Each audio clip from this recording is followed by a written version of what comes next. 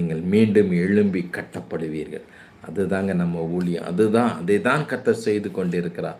இந்த மாதிரி சாட்சிகளை நான் அன்போடு கூட வரவேற்கிறேன். ஊழியர்கள் மூலியமாய் கர்த்தர் பேசும்போது அதை வெளிப்படையாய் பேசுங்க. அதை எல்லாரும் அறிகிறபடி தாவீது அதான் சொல்லுவார், தன்னுடைய பொருத்தனைகளை எல்லா கண்களுக்கு முன்பாக செலுத்தி தேவனை மகிமைப்படுத்துவார். அப்படிப்பட்ட பிள்ளைகளாய் நீங்கள் இருக்க வேண்டும் என்று நான் வாஞ்சிக்கிறேன். என்னோடு பேசினார், நீங்களும் அதே பேசுனீங்க பாஸ்டர். என்னோட பிரகன்ஸில் சமாதானம் செய்வேன். தேவன் வாக்கு பண்ணினார். கண்டிப்பாய் தேவன் பண்ணின வாக்கை கர்த்தர் நிறைவேற்றுவார். நீ நம்ப பண்ணின உந்தன் வாக்குகளை மறவாமல் நினைப்பவரே. எஸ், தேவன் பண்ணின வாக்கு தத்தத்தை மறவாமல் நினைத்து நமக்கு உதவி செய்கிற தேவன். நீ போ, ஹாஸ்பிட்டலில் இருந்து சமாதானமாய் வருவாய் என்று ஃபேமிலி ப்ரேயரில் பேசினார். அதே வார்த்தையை கர்த்தர் என்று பேசினார். ஆமென். தேவன் ஜீவிக்கிறவர். வேதம் சொல்கிறது, அவர் நேற்றும் இன்றும் என்றும் ஜீவிக்கிறவராயிருக்கிறார். அவர் ஒருபோதும் பொய் உரையாத தேவன். அவர் நிச்சயமாய் உங்கள் வாழ்க்கையில் பிளஸ்ஸி வாழ்க்கையில் ஒரு தெய்வீக சமாதானம், சந்தோஷம், எல்லா தேவைகள், பொருளாதார தேவைகள் கர்த்தருக்கு நீங்கள் சாட்சி கொடுக்கும்போது கர்த்தர் உங்களை இன்னும் அதிகமாய் அப்பரிவிதமாய் ஆசீர்வதிக்க அவர் வாஞ்சை உள்ளவராயிருக்கிறார். ஆமென். அதே போல் ஒருவேளை கர்த்தர் உங்களோடு பேசுவாரே ஆனால் நமது ஊழியத்துக்கு ஒரு காணிக்கையை அனுப்பி வைங்க. அது இன்னும் எங்களை ஊழியத்தில் பலப்படுத்தவும் உற்சாகப்படுத்தவும் எங்களுக்கு அது உதவியாக இருக்கும். நன்றிப்பா ரபசந்து ரியாங்கா தராப்பா. நன்றிப்பா. ஒவ்வொரு பிள்ளைகளையும் ஆசீர்வதிக்கிறேன்.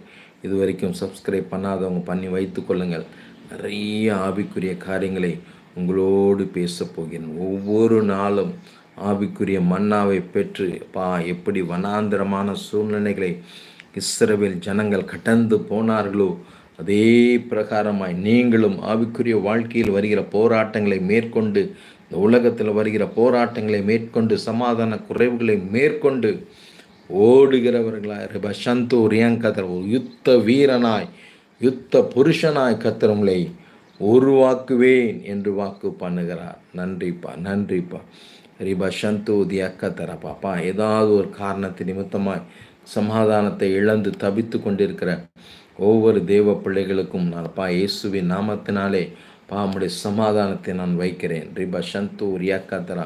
வேதம் சொல்கிறது, எபேசியர் 4ஆம் அதிகாரம் வசனம் 30 சொல்லி, அன்றியும் நீங்கள் மீட்கப்படும் நாளுக்கென்று முத்திரையாக பெற்ற தேவனுடைய பரிசுத்த ஆவியை துக்கப்படுத்தாதிருங்கள். எப்போ அவர் துக்கப்படுவார்னா, சகல விதமான கசப்பும், கோபமும், மூர்க்கமும், கூக்குரலும், தூஷணமும், மற்ற எந்த துர்குணமும் உங்களை விட்டு நீங்காமல் இருந்துச்சுன்னா அவர் பரிசுத்த ஆவி துக்கப்படுவார். எனக்குள்ள ஆவியானவர் இருக்கிறார் பாஸ்டர். நான் அந்நிய பாஷை பேசுகிறேன், ஆனாலும் எனக்குள்ள கோபம் போக மாட்டேங்கி, மூர்க்கம் போக மாட்டேங்கி, தூஷணமான காரியம் போக மாட்டேங்கி, கசப்பு போக மாட்டேங்குது என்று நீங்கள் சொல்வீர்களானால் அதை முதல்ல விட்டு விடுங்கள். கர்த்தர் அதை வேண்டாம் என்று சொல்கிறார். வேதம் சொல்கிறது, ஒருவருக்கொருவர் தயவாயும் மன உருக்கமாயும் இருந்து கிறிஸ்துவுக்குள் தேவன் உங்களுக்குள் மன்னித்தது போல நீங்களும் ஒருவருக்கொருவர் மன்னியுங்கள். சமாதானத்தை கெடுக்கிற காரியமே என்னென்னா இந்த மன்னிக்காமல் இருக்க தன்மை தான்.